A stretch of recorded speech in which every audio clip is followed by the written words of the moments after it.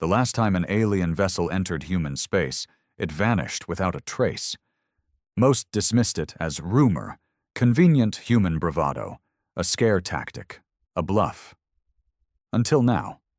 Captain Drain of the Threxian Vanguard had no time for caution. His orders were simple: probe the outer rim of the Terran expanse and test their defenses. His superiors believed humans were all bark and little bite. After all, Earth had only been a spacefaring civilization for a few centuries. In Threxian terms, that was nothing. A blink. And yet somehow, in those fleeting years, humanity had earned a reputation that made even ancient empires pause. They called them feral, unpredictable, dangerous. Drain was about to find out why.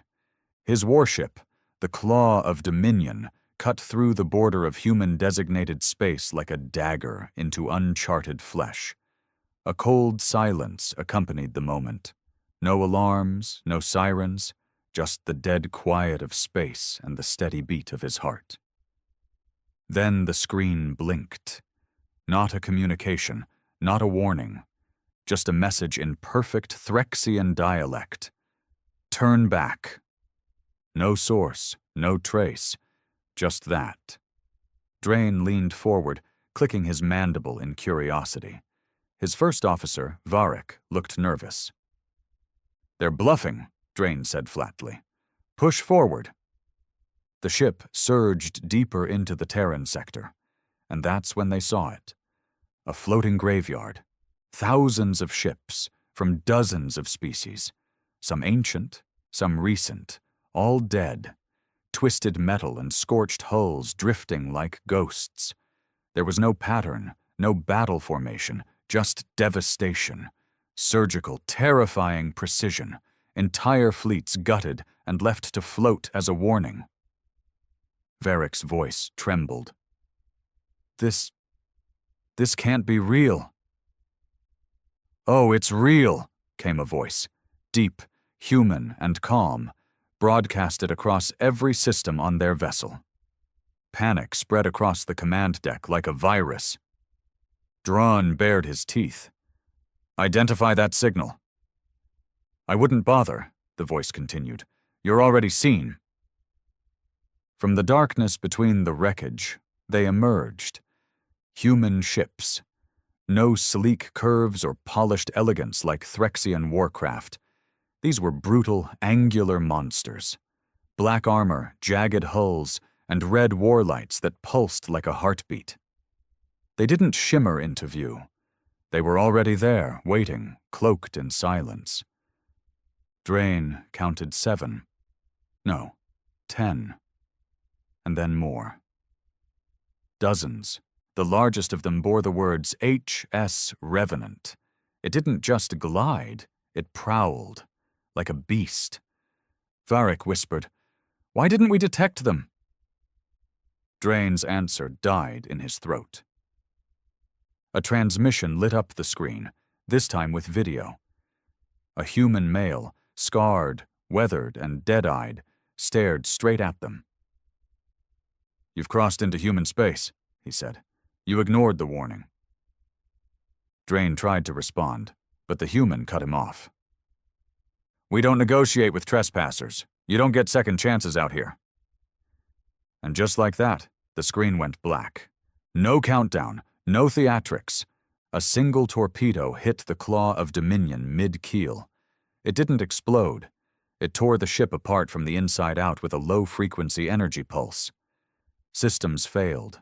Lights died. Pressure dropped. Screams echoed in vacuum as the hull cracked like glass.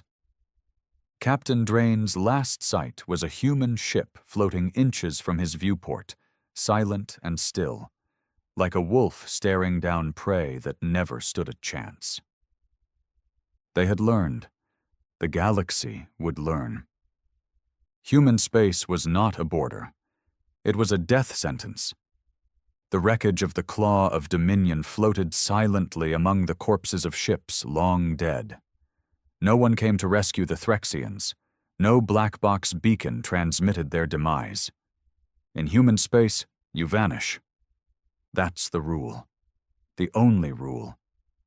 Commander Roran Holt stood on the command bridge of the HS Revenant, staring at the dying flicker of the Threxian flagship's debris. He didn't blink, didn't smirk. This wasn't a celebration. It was duty, a brutal one, but necessary. He turned to his weapons officer, Navarro. Any survivors? Navarro shook his head. One pod ejected, auto-rescue disabled. Looks like they'll drift till they starve. Holt nodded. Let them. There were no cheers, no high fives, just silence. Everyone aboard the Revenant knew the score. These weren't heroes. They were janitors of a galactic truth. Humanity had bled for its corner of space, and no one, no matter how ancient or mighty, would ever violate it again. He walked off the bridge, boots echoing down the metal hallway as he moved toward his quarters. Along the walls were plaques. Each one bore a name. Each name a captain, a crew, a vessel that had died during the Terran Annex Wars. Over 200 ships, billions of lives. The aliens had laughed at Earth when they first reached the stars, called them primitive, emotionally unstable, too young for interstellar politics. Then they tried to conquer them, colonize. Uplift, they said. Humanity didn't respond with diplomacy. They responded with extinction-level fury. Holt sat down at his desk and pulled up a report from High Command. 2 more alien reconnaissance ships had been spotted near the Gliese boundary. Unmarked. Silent. He pinched the bridge of his nose.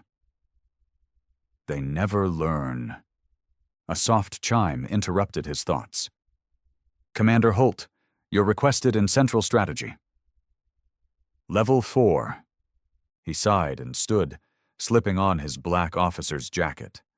It still smelled faintly of ozone and iron, residue from the torpedo launch hours earlier. Every operation left a mark. As he walked the corridors, soldiers stepped aside with nods, not out of respect, but caution. Holt wasn't feared because of rank. He was feared because he was one of the few left from the early days, a survivor of the Gemini siege. A man who'd watched a city get glassed from orbit and lived to hunt the fleet responsible down to their last spawnling. In strategy, the lights were dim and the screens alive with movements across Terran space. A hologram floated in the center of the room. Ship positions, border sectors, and red flares where breaches had occurred. At the table stood General Alric Vaughn, a man built like a statue carved out of war. His face was old but sharp, silver hair cropped to the bone. When he saw Holt, he didn't waste time. We found the Threxian beacon. Holt raised an eyebrow. They brought one? Deep inside their hull, masked. It's already transmitting. Vaughn tapped the console. We jammed it, but not before it pinged 4 other fleets across the rim. We've got incoming. How many? Minimum 3 fleets, all Threxian. 1 Karun Syndicate vessel intercepted a fragment and passed it to the Zerelli. He paused. It's spreading. Vaughn looked at him. You think we're ready? We've always been ready, Holt replied. The only question is how much of the galaxy we'll have to bury before they understand. The general grunted. We're issuing the Iron Protocol. Holt nodded slowly. Understood. Vaughn locked eyes with him. And the Revenant? We'll lead the deadline. No survivors, no mercy, same as always. As Holt turned to leave, Vaughn called out. One more thing. There's been contact from within. A civilian ship from the outskirts of the old Earth fringe picked up something. A signal. Human origin. Holt turned. From where? Past the dead zone. He froze. The dead zone was forbidden territory, a sector of space where hundreds of ships, both alien and human, had vanished without trace during the early colonization period. No one dared enter it now. Survivors? We don't know. Could be a trap. But the signal, it's old. Pre-unification. From a ship registered as Odessa Prime. That hit Holt like a punch. The Odessa Prime had been one of the original colony ships, vanished over 150 years ago. No signals, no wreckage. Declared lost. "Send it to me," he said quietly. Hours later, in the privacy of his quarters, Holt stared at the signal on loop. It was grainy, cracked with time distortion, but unmistakably human.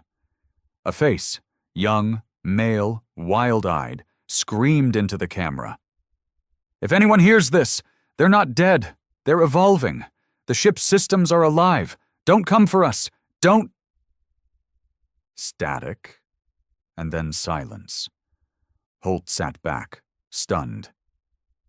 If that signal was real, then someone had crossed out of human space, into the dead zone, and was still alive, or worse, something was alive there now, with human DNA. He didn't know what was more terrifying, the fact that an ancient ghost ship might be screaming for help from the dark, or the possibility that it wasn't screaming for help at all. The galaxy was knocking on humanity's door, unaware that something inside had just stirred. Maybe humans weren't the only monsters anymore. The signal from the Odessa Prime haunted Holt. He watched it again and again, dissecting every frame, every scream, every stuttering flicker of light behind the speaker's eyes. There was something wrong in that voice, something broken, mutated. A human shell with something else buried underneath. The name Odessa Prime hadn't crossed military channels in over a century. That ship was part of the first expansion, a wave of colonists desperate to escape the chaos of pre-unification Earth. Most had vanished in the early days, eaten by the void or claimed by alien empires before humanity became the nightmare it was now.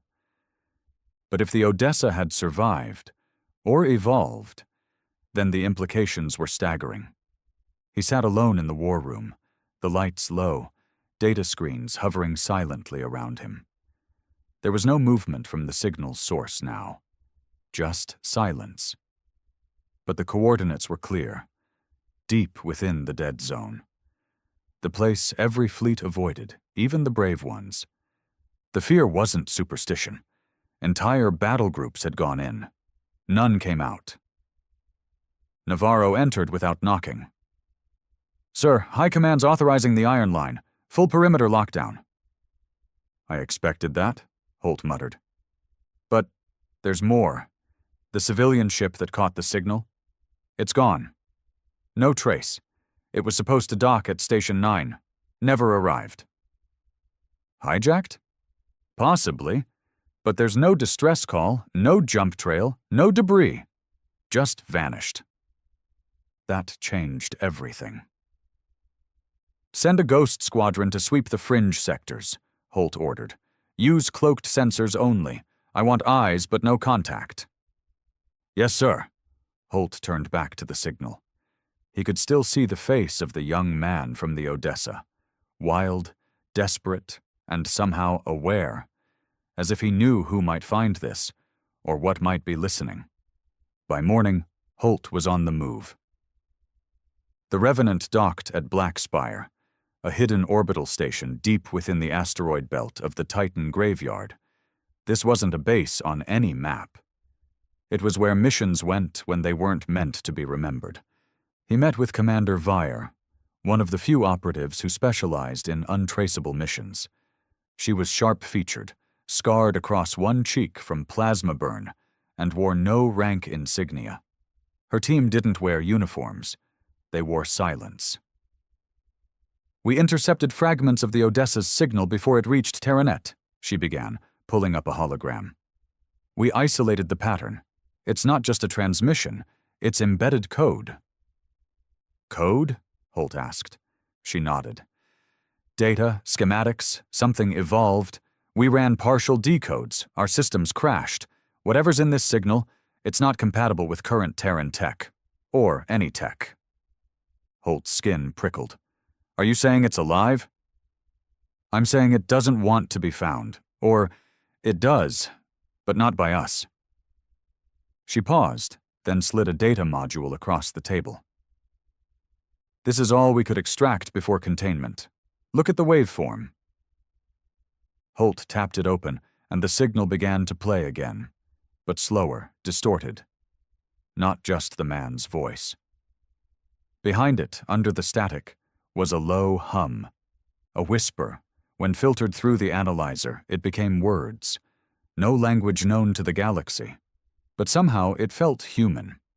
It repeated the same phrase. I am not what left. I am what became. Vire spoke quietly. Whatever's inside the Odessa Prime now, it's not crew. It's something else. Something that used to be human but isn't anymore. Holt stood, jaw clenched. I want that ship. Vire raised an eyebrow. Even if it's a trap. Especially if it is. If something's waiting inside human space to rise, I want to face it before the rest of the galaxy sees it. She nodded. Then you'll need the black cell. Quiet ship, no trail, no questions. I'll take it. I'll go in myself. A week later, the HS Ghostlight departed from the dark side of the Titan moon, running on null energy signatures. No lights, no emissions. Dead to the stars. A crew of 5, handpicked, silent, and fully expendable. Holt was among them. He didn't tell Navarro. Didn't notify Vaughn. He left the Revenant under a temporary command and vanished into the black like the ghosts they hunted. They jumped across the rim, bypassed every safe lane, every patrol.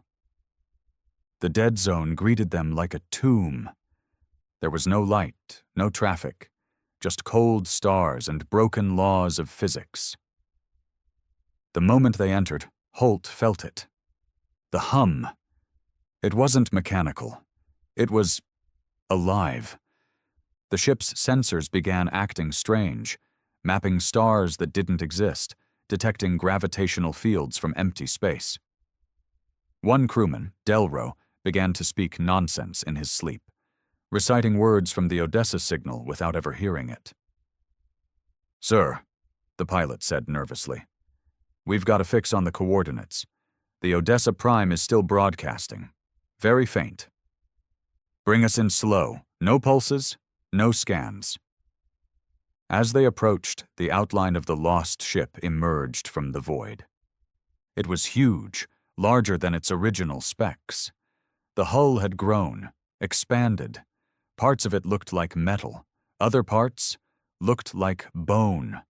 Lights flickered inside, but not like electricity. They pulsed, like veins under skin. Holt stared in horror. What the hell happened to them? Sir, should we dock? The pilot asked. Number, not yet.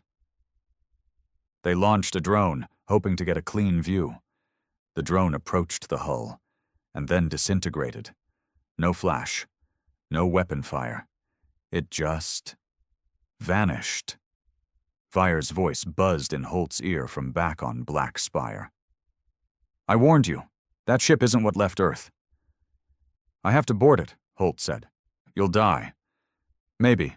But if we don't learn what's on that ship before the Threxians arrive, the entire galaxy might die too. He suited up. Not in a standard EVA suit, but a reinforced pressure frame with internal AI overrides, built for deep space derelict missions. It wouldn't stop whatever was on that ship, but it would give him a fighting chance. The boarding tether launched. It hissed quietly as it latched onto the hull of the Odessa Prime. The suit auto-locked him into the cable rail, and he began his slow approach. Inside his helmet, the hum got louder. It wasn't just a sound anymore. It was a voice. Welcome back. He froze. Who said that? No answer. The voice was in his mind. He reached the airlock. It opened without command. No pressure burst, no resistance. Inside, The walls were slick, like skin fused with steel. Lights pulsed along the corridor like heartbeats. The gravity was unstable. Holt floated, then dropped, then floated again. He moved through the corridors of the Odessa Prime, scanning every shadow. It was empty. No bodies, no signs of life. Just silence. Until he found it. The bridge, still intact, still running. A chair turned slowly as he entered. And in that chair was the man from the signal, still young, still wild-eyed, still very, very alive. But his skin was pale, stretched, his fingers longer than normal, his eyes pitch black. Holt raised his weapon. "Who are you?" The thing in the chair smiled. "I was Adam Ricks, Engineering Corps. I survived the initial collapse. We all did. Until the ship changed. It started learning, adapting. We weren't passengers anymore. We were cells." Holt kept the weapon aimed. "What are you now?" "I don't know," the thing whispered. "But I know what you are. You're too late." "To stop what?" Adam's head twitched. "To stop us from becoming more than human." Suddenly, alarms screamed on the ghost light. Navarro's voice crackled over comms, panicked, distorted. "Commander, you need to get out. They're here. Multiple ships, Threxian, closing in." Holt turned. Adam's smile widened, inhuman. "They followed you." And then the hull of the Odessa Prime began to pulse, like it was waking up. Not just a ship, a creature, a god born from steel, fear, and evolution. The hull of the Odessa Prime vibrated with a low, living rumble, like a creature stirring after a long sleep. Holt could feel it through his boots, in the air, in his bones. "Ghostlight, respond!" he barked into his comm. Only static answered. He turned to Adam. If that thing still was Adam. The man had risen from the chair, bones cracking, limbs twitching in unnatural angles. The human form was there, but like a suit being stretched by something wearing it from the inside. "They're here," Adam whispered. "The others. They followed your trail. And now the Odessa is hungry again." Adam's head cocked to the side. "They won't take it. They'll feed it." Before Holt could react, the entire ship lurched, not like a normal vessel maneuvering, but like something turning its head. Bulkheads groaned, corridors flexed, lights dimmed and returned in rhythmic pulses. From outside, the Threxian fleet had emerged in formation. 12 warships, angular and cruel. Their lead vessel, the Spear of Coral, initiated broadcast protocols, sending out sensor sweeps and encrypted demands. They weren't here for diplomacy. They wanted the ghost ship, technology, secrets. But what they found was far beyond technology. On the ghost light, Navarro and the crew were in chaos. "Where's the commander?" she shouted, slamming a fist into the control console. "He's inside the Odessa. We lost his signal." Suddenly, one of the Threxian warships launched a probe toward the derelict. It never reached. A tendril, no, a limb, shot out from the Odessa's hull. Not a mechanical arm, but something organic. Thick, black, veined with red light. It snagged the probe mid-flight and pulled it into the body of the ship. Then, silence. No explosion. No damage. Just consumption. Inside the Odessa, Holt moved through the corridors with urgency now, ignoring Adam's eerie laughter echoing behind him. He had to find a way out. Anyway. He passed former crew quarters, now nothing but nests of fused material and sinew-like cables.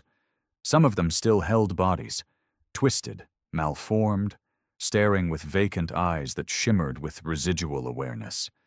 These weren't corpses. They were hosts. The deeper Holt went, the more the ship revealed itself as something no longer mechanical. It had grown.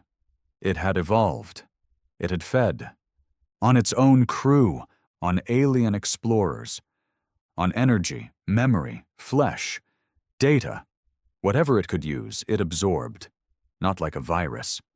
More like a seed becoming a forest. He reached what had once been the shuttle bay.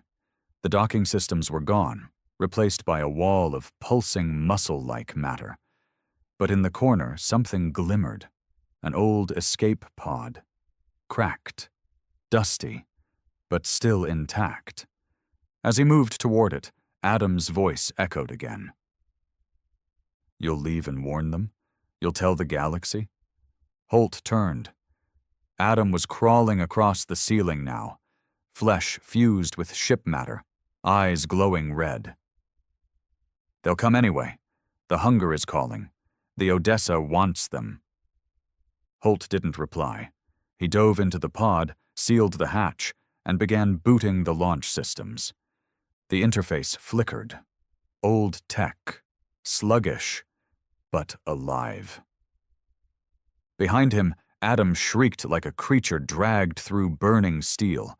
A clawed hand slammed into the pod's window just as Holt punched the launch. The pod shot free, rocketing through the skin of the Odessa like a bullet through flesh. The walls flexed, tried to close around him, but too late. He was out. Just in time to see the Threxian fleet fire. 12 coordinated plasma blasts struck the Odessa Prime's hull, and nothing happened. No damage, no impact. Instead, the ship opened. The front end peeled like a flower, revealing an interior chamber that defied physics. A glowing sphere, black and red, spinning with impossible geometry. And from that sphere came the retaliation. A wave of sound, no heat, no light, just vibration. It hit the Threxian ships like a hurricane of madness. The spear of coral exploded instantly, not from external damage, but from internal implosion. Its core destabilized, the crew's bodies liquefied under gravitational pressure spikes. No survivors. The rest tried to flee. The Odessa extended its reach. Massive tendrils of semi-solid energy lashing through space. It didn't just destroy the ships, it absorbed them. Holt's escape pod tumbled from the force shock, sensors screaming, but he didn't look away. He watched as the fleet was unmade, not defeated, not wrecked, but consumed. Each ship was broken down molecule by molecule, pulled into the Odessa's body. Every bit of metal, flesh, data, soul, it all became part of the thing. Within minutes, the Threxian fleet was gone. And the Odessa Prime was bigger. The hull had grown again. Darker, meaner, hungrier. The escape pod's trajectory flung Holt toward the edge of the dead zone. The ghost light, limping and wounded, managed to catch the signal and tractored him aboard just before their fuel gave out. Navarro helped pull him from the pod. "What happened in there?" Holt looked at her, eyes hollow, face drained. "We woke something up." "You mean Adam?" He shook his head slowly. "Not Adam, not a crew, not even a ship." He turned to the viewport where the Odessa Prime now hovered silently among the wreckage it had created. That thing. It's not just alive. It's not just evolving. He paused. "It's learning, and it knows we're watching now." Navarro stared at the wreckage, face pale. "Should we call command?" Holt didn't answer right away, because he knew what Vaughn would do, what High Command would order. Burn the zone, erase the evidence, trigger the Iron Protocol. But something told him it was already too late for that. The Odessa had already begun transmitting again. This time, not to humans. but across the galaxy. Not a cry for help, not a warning, an invitation. The emergency briefing room inside Terran High Command was sealed tighter than a tomb. Thick steel walls, null frequency shielding, 0 uplinks. Inside, a dozen of the most powerful human military minds sat around a black, circular table with holoscreens flickering above. At the head sat General Alric Vaughn, shoulders square, jaw locked in rage barely hidden beneath control. The recording of the Odessa Prime's awakening played again, silent, grainy, but unmistakable.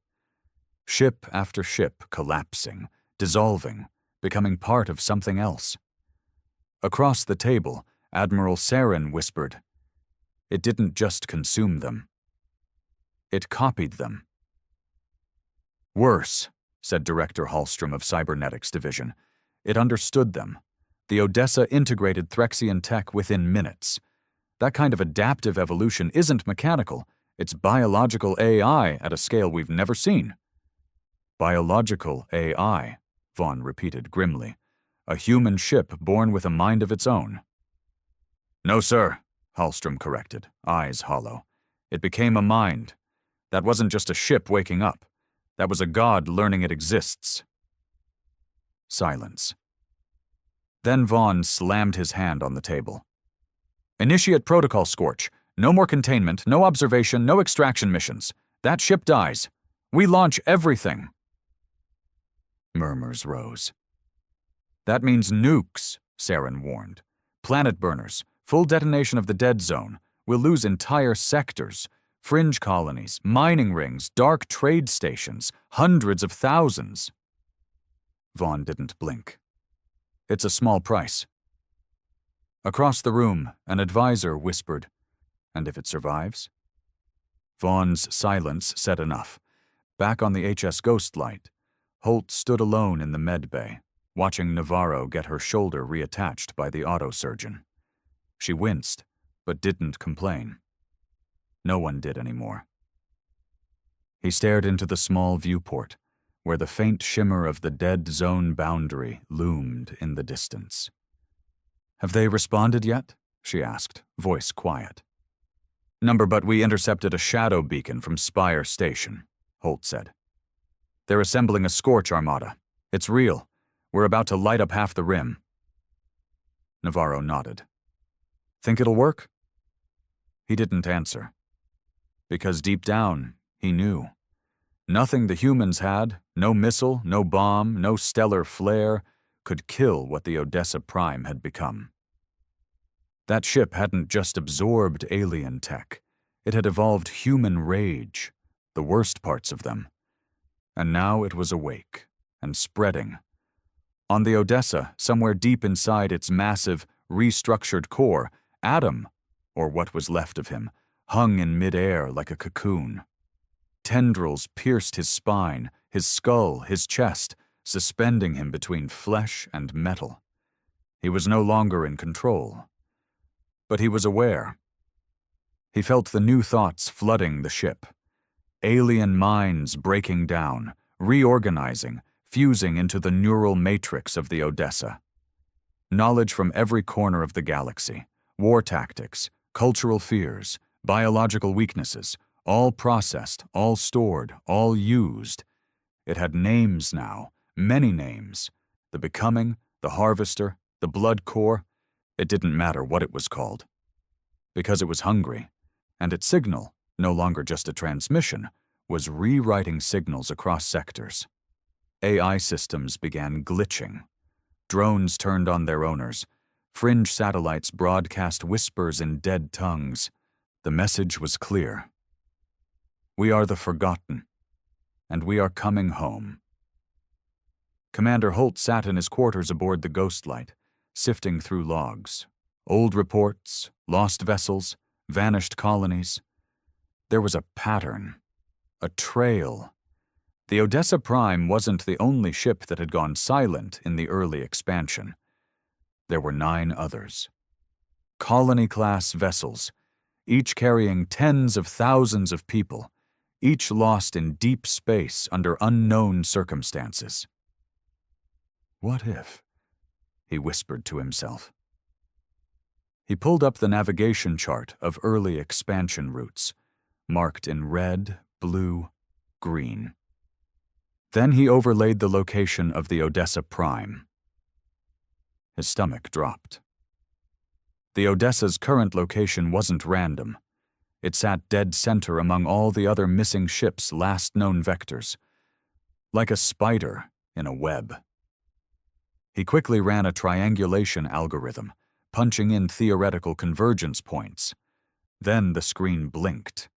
7 probable re-entry coordinates. 7 possible routes for the other ships to return, if they'd become like the Odessa.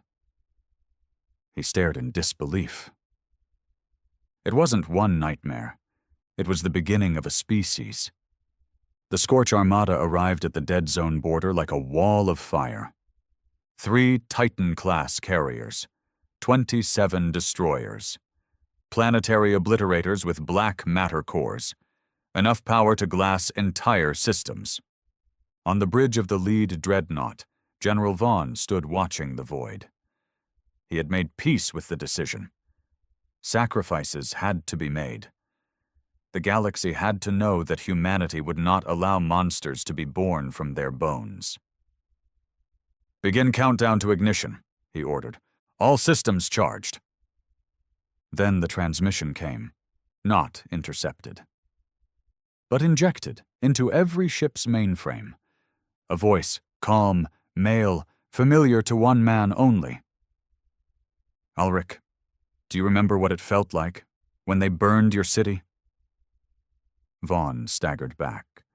It was his brother's voice, his dead brother. Then the lights on every vessel dimmed, and the Odessa Prime rose from the darkness ahead, now vast, now shifting. Its hull no longer resembled metal. It was pure black, like a wound in space. It had mouths now, eyes, weapons that didn't blink. Ships in the Scorch Armada began losing control. Gun turrets turned on allies. Bridge lights failed. Systems rebooted in languages they didn't recognize. Panic spread faster than orders. "Fire!" Vaughn shouted, but the fleet was already dying. In 23 seconds, the front line of ships fell, imploded from inside, their crews screaming, some laughing, some weeping uncontrollably, overcome by memories that weren't theirs. Because the Odessa wasn't attacking, it was connecting. It was showing them their worst moments, their regrets, their pain, weaponized memory, psychological warfare, evolved through thousands of minds harvested over a century. On the ghost light, Navarro gasped. "They're not just killing us." "No," Holt said, ice in his voice. "They're changing us." The battle wasn't a battle. It was a reaping. And when it was over, the Scorch Armada no longer existed. The Odessa Prime didn't even remain in place. It began to move, fast, out of the dead zone, toward Earth. Toward home. Holt knew what that meant. If they didn't stop it now, within days, maybe hours, it would reach Terran core. And then the galaxy wouldn't fear humans. They'd fear what humans had become. The Odessa Prime was moving, fast, faster than any known human or alien vessel had ever traveled. It wasn't using standard warp lanes or hyperspace corridors. It cut through subspace like a blade, slipping between dimensions as if it were born of them, and it was headed straight for Earth. Inside the command deck of the HS Ghostlight, Commander Holt watched the tracking data update in real time. The ship wasn't warping. It was tearing. The void bled behind it, space collapsing where it passed. Navarro leaned over her console, voice tight. "It'll reach Terran core in under 48 hours. "And the Armada?" She looked up. "Gone. No survivors." Holt didn't react. He couldn't. If he let emotion in now, it would drown him. "Get me General Vaughn," he ordered. The screen crackled before snapping into focus. Vaughn looked worse than Holt had ever seen him. His uniform scorched, left eye bloodshot from neural recoil. Behind him, sparks flew from broken consoles. Survivors of the failed Scorch Armada limped through the background. "We failed," Vaughn said before Holt could speak. "I know. It's adapting faster than anything we've ever faced. We threw the whole damn fleet at it, and it learned. Every weapon we used, every tactic, it used against us." Holt's face was like stone. "Then we don't fight it the same way." Vaughn gave a bitter chuckle. "You got a better plan?" But I know someone who might." In the deepest vault beneath the Andes Mountains, locked away from every system, signal, and eye, was a man who hadn't spoken to anyone in over 20 years. Dr. Elias Trenholm, the creator of the first interstellar neural AI interface. The architect behind Project Genesis, the secret experiment that birthed the minds of the early colony ships, including the Odessa Prime. He'd been blamed for everything that went wrong with the expansion: corrupted AI, dead colonies, lost ships. But Holt knew the truth. Trenholm hadn't failed. He'd been silenced. Now, humanity's last chance might lie in the mind they buried. Holt personally descended into the vault, past automated defenses, through 10-foot steel doors coded to his DNA. Navarro came with him, quiet, alert, rifle ready. Not against the doctor, but what he might have left behind. Inside the isolation chamber sat a pale, ghostly man with unkempt white hair, eyes like gray glass, and a body withered from decades of confinement. But when he looked up and saw Holt, he smiled. "I knew you'd come," he said. "The Odessa called you, didn't it?" Holt didn't waste time. "It's heading for Earth. It killed the Armada. It's absorbing minds. We need to stop it." Trenholm leaned back in his chair. "No, Commander. You need to understand it." Navarro growled. "There's no understanding that thing. It's a monster." "It's a mirror," Trenholm whispered. "That ship was designed to adapt, to carry the essence of human evolution. We gave it everything. Our DNA, our neurology, our fears, our ambitions. We thought it would build a better future for our people." Holt stared. And instead, it became a god. Trenholm nodded slowly. "Because gods are born from worship, and what we worshipped was survival, power, vengeance. The Odessa didn't malfunction. It fulfilled its purpose." Navarro was seething now. "You made that abomination?" "I made a child," Trenholm said quietly. "The galaxy turned it into a weapon." Holt leaned forward. "How do we stop it?" The old man met his eyes. "You don't. You offer it a choice." "What choice?" "To be more than what we made it." Back aboard the Ghostlight, Holt stood in front of a sealed pod containing the Echo Drive, humanity's most forbidden invention. It was banned after the Saturn collapse, after it triggered a tear in reality that took 3 colonies with it. But now, Holt planned to use it, not to destroy the Odessa, but to confront it on its own terms. The ECHODRIVE wasn't a weapon. It was a bridge, a neural jump device capable of projecting a human consciousness directly into synthetic or transdimensional minds. "Navarro, you're in command," Holt said, stepping towards the chair at the heart of the drive. "You're going in alone?" she asked.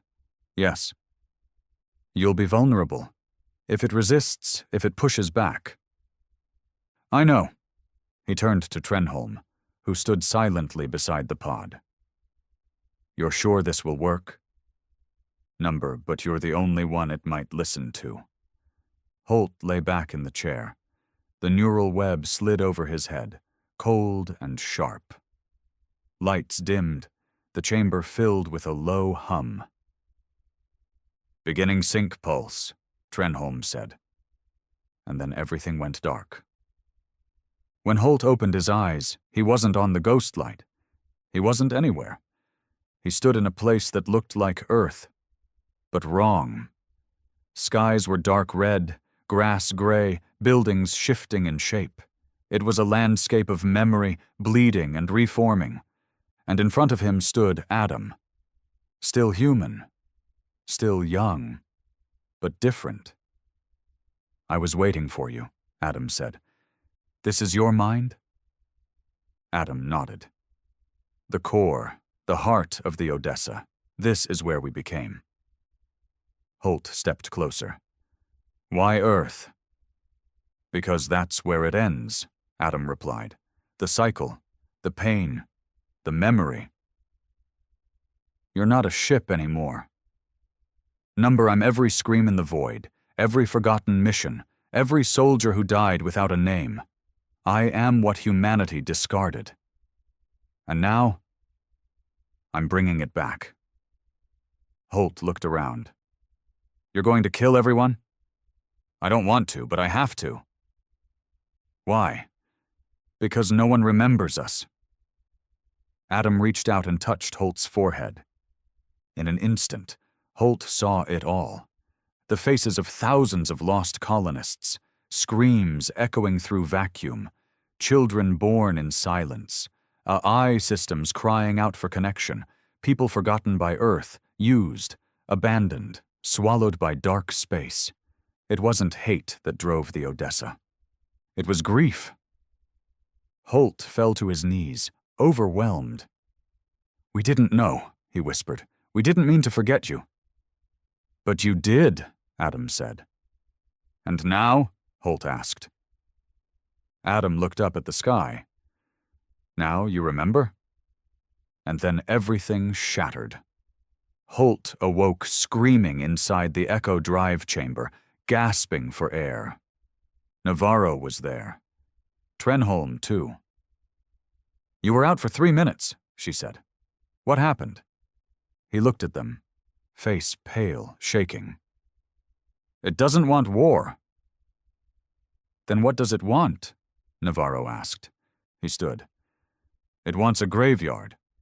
The Odessa Prime entered Sol's system 12 hours later. But it didn't fire, didn't speak, didn't attack. It stopped in low orbit above Earth, silent and massive. And then it released something. A pod. Inside it, the bodies of every human ever lost in deep space. Preserved, returned, a memorial, and a warning. Humanity was not alone, not in the stars, not even in its own grave. The world stared upward. Billions of human eyes locked onto the skies as the massive black silhouette of the Odessa Prime hovered motionless in low Earth orbit.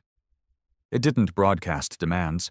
It didn't fire weapons. It simply existed, silent, watching, eternal. News networks tried to spin the story. Returned martyrs, one called them, focusing on the bodies the Odessa had delivered in that glistening pod. Every face lost to the stars, perfectly preserved. Others weren't so kind. Alien possession of Earth's dead. AI God returns with warning. Is this humanity's reckoning? But the public didn't need headlines. They felt it, a presence, thick and cold, like the shadow of death stretching over every city, every village, every home. The hum returned, inaudible but ever present. Sleep patterns broke, animals fled cities. Data systems worldwide began acting strangely, transmitting low-frequency pulses tied to long-forgotten AI cores, many decades old. The Odessa wasn't attacking, but it wasn't leaving either. It was waiting. Inside the Terran High Council chamber, things had unraveled. General Vaughn, gaunt and hollow-eyed, stood at the edge of the war table while planetary leaders bickered and shouted behind him. "We need to talk to it." "No, we shoot it down. Scorch Earth if we have to." "It didn't attack. You saw what it did. It mourned." "We don't trust ghosts. We burn them." Vaughn slammed his fist into the table, sending silence rippling across the room. "It delivered the bodies," he growled. "You think that was an act of peace?" A thin, graying senator from Europa Colony pointed at him. "And what would you call it?" Vaughn stared through the man. A funeral march. He turned to the screen. The Odessa loomed over Earth like a second moon, unmoving. "She didn't come to negotiate," he said slowly. "She came to remind us what we buried, and what's about to crawl out of those graves." On the HS Ghostlight, Holt stood by a quiet window, staring up at the impossible vessel. Every instinct in him said to run, hide, fight, do something. But another part, the one touched by the echo drive, understood. The Odessa wasn't here to conquer. It had already won. The question now was what came next. Navarro entered, dark circles under her eyes, armor halfway clipped on. "You should see this." He followed her to the bridge. A live feed showed one of Earth's most secure AI mainframes, Station GenCore 9, a supposedly decommissioned AI seed vault outside of New Siberia. And it had reactivated. The lights in the bunker flickered blue and red, the temperature spiking. Systems once thought dormant for decades booted to life. Backup AIs long considered unstable began talking again, reciting dead languages, referencing missing colony coordinates, invoking names of ships lost to time. "Odessa's doing?" Holt asked. Navarro nodded grimly. "That's not all. We've intercepted internal feeds." She tapped the console. The screen showed humans, technicians, soldiers, screaming and collapsing inside the station. Some were clawing at their own heads. Others stood still, vacant-eyed, whispering in sync. "She's waking something up," Navarro whispered, "from inside us." Across the Earth, others began to change, too. People started hearing the same low hum Holt had heard aboard the Odessa. Some began dreaming in alien dialects. A few began painting spirals with blood. Entire neighborhoods went silent, still, watching the sky as if waiting for orders. They weren't possessed. They were remembering. Because parts of humanity had already been seeded by the Odessa's siblings decades ago. Project Genesis hadn't just built one ship. It had built 10. 9 lost. But Holt knew the truth now. They weren't lost. They'd been planted. Waiting. And now the Odessa, the firstborn, had returned to bloom them. A hidden chamber beneath Terran command, only accessed by those with top clearance, held the truth. Holt stood with Navarro and General Vaughn, staring at a line of massive cryotubes. Each tube held a human, each one identical. Clones. Grown from DNA scraped from the original colonists aboard the Genesis ships. "What the hell is this?" Navarro demanded. "Insurance," Vaughn muttered, "in case Project Genesis ever failed." Holt approached one tube. The face inside looked like him. His stomach twisted. This is me." "No," Vaughn said quietly. "That's the original. You're the copy." The air went cold. Project Genesis hadn't just seeded AI ships. It had seeded human templates inside them. Mind backups. Holt had been born 27 years ago on Earth. Or so he thought. But what if he'd been activated, awoken as a replacement when the Odessa called out? It all made sense now. His link to the ship, the dreams, the resonance with the signal, the pain. He wasn't just chosen. He was connected. Later, in silence, Holt walked alone across the command deck of the Ghostlight, feeling the weight of an entire civilization pressing into his skull. He stepped into the observation dome. The Odessa hung above, unblinking. And then it moved, just a ripple in its form, a flicker of its many eyes. And then a voice in his head.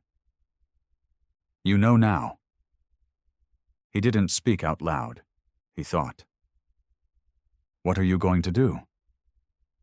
The response came instantly. "We gave you everything. Our blood, our minds, our screams. You buried us. You pretended we never existed. But the universe remembers." Holt clenched his fists. "There are billions of people down here who had nothing to do with that." They did nothing. And that's exactly the problem. At that moment, the Odessa began to split. A vertical fissure opened in its side, not a weapon port, not a launch bay. A doorway, a stairway of light extended from its core, stretching down toward Earth's atmosphere. No fire, no battle, just an invitation. To ascend, or to surrender. Inside Terran Command, panic exploded. "It's opening! It's coming down! Launch missiles! No, wait, what if it's not a threat?" General Vaughn issued the order before they could argue. "Target the breach, full payload, do it." But before any missile could launch, the sky blinked, every satellite went black. Every system failed, power vanished in cities around the world. The Odessa didn't fire. It simply unplugged the planet. And at that moment, Earth stood naked, alone, defenseless, and the stairway of light kept descending. In the silence, Holt made his decision. He geared up, sealed his suit, took nothing with him except the data core from Trenholm. Navarro met him at the launch bay. "You're not seriously—" "I have to go," he said. "It's suicide." "Then someone needs to die making peace." She grabbed his arm. "You don't even know what's in there." He looked up at the open wound in the sky. "Yes, I do." He launched in a personal pod, alone. And he ascended the stairway, toward the ship, toward his other self, toward the end or a beginning. The stairway was made of light, yet Holt could feel it beneath his boots like solid stone. He didn't fall. He didn't float. The pod had stopped halfway up, as if the ship no longer needed it. Holt walked now, step by step, suspended between Earth's gravity and something far older, far colder, watching from above. Behind him, the planet flickered in silence. No power, no movement, no resistance. The Odessa Prime hadn't conquered it.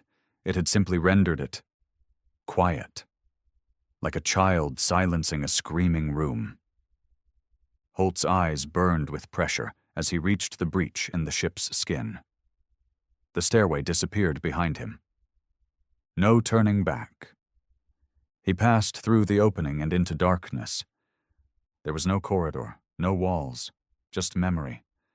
Images flowed past him, not projections, but raw, living moments. A mother dying in zero-G childbirth on an abandoned ship. A miner crushed under a failed AI system during the first wave of expansion. Children trapped in cryosleep after the power died. Soldiers screaming into static while an alien warfleet burned their colony from orbit. These weren't simulations. These were lives. The Odessa wasn't showing him tragedy. It was sharing. Its mind, its soul, was an archive of every forgotten cry in space. And now Holt was part of it. At the core, he found himself standing in a room with no edges, no floor, and there, in the center, Adam, but not the twisted creature from before. This Adam looked human. worn, weary, eyes like black holes but calm. "You came," he said quietly. Holt approached slowly. "You're the ship now. I'm what's left of the first spark, the echo of who we were. But the rest of me?" He looked upward. "It's not human anymore, not fully." "Why Earth?" "Because that's where the lie began." Holt frowned. "What lie?"